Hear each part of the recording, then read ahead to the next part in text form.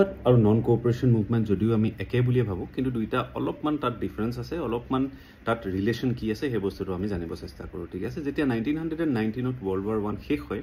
And Turkey is defeated by Britain and its allies তেতিয়া আমি দেখিব পাওঁ যে টাৰ্কিৰ যিজন পলিটিকেল হেড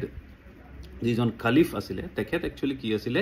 ইছলাম ধৰ্মৰ যিসকল ফলোৱাৰ্ছ আছিলে তেওঁলোকৰ কাৰণে তেখেত এজন স্পিৰিচুৱেল বা ৰিলিজিয়াছ হেডো আছিল যেতিয়াই ফাৰ্ষ্ট ৱৰ্ল্ড ৱাৰ তেওঁলোক ডিফিট হয় টাৰ্কি তেতিয়া আমি দেখিব পাওঁ যে ব্ৰিটিছে কি কৰে তেওঁক নিজৰ পাৱাৰফুল পজিশ্যনটোৰ পৰা আঁতৰাই দিয়ে আৰু তেখেতৰ যি কণ্ট্ৰল আছিলে ইছলামৰ হোলি প্লেচেছবিলাকৰ ওপৰত সেইবিলাকৰ পৰা তেওঁক লাহে লাহে উলিওৱা তেওঁলোকে ষ্টাৰ্ট কৰি দিয়ে ইয়াকে লৈ কি হয় বহুত আঘাত পায়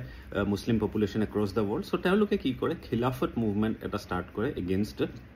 ব্ৰিটিছ এক্ৰছ দ্য ৱৰ্ল্ড এই মুভমেণ্টটো ষ্টাৰ্ট হয় আৰু যিহেতু ইণ্ডিয়াটো কনচিডাৰেবল নাম্বাৰ অফ মুছলিম পপুলেশ্যন আছিলে আৰু অলৰেডি 1906ত মুছলিম লীগ ফৰ্ম হৈ গৈছিলে চ' ইণ্ডিয়াটো কি হয় এটা খিলাফত কমিটি ফৰ্ম কৰা হয় সেই সময়ত যাতে তেওঁলোকে এই পাৰ্টিকুলাৰ ইছ্যুটোৰ এগেইনষ্টত প্ৰটেষ্ট কৰিব পাৰক ব্ৰিটিছ গভৰ্ণমেণ্টক আৰু সেই সময়তে মহাত্মা গান্ধী আৰু ইণ্ডিয়ান নেশ্যনেল কংগ্ৰেছে দেখে যে যিহেতু already Muslim population is starting something call Khilafat movement we should participate we should cooperate with them to promote Hindu Muslim unity and we should start something bigger called non-cooperation movement. So, he Khilafat committee logote expand kori we started the non-cooperation movement. He karne ami ekeloge duita term use koribo chesta koru Khilafat non-cooperation movement 1920 boli.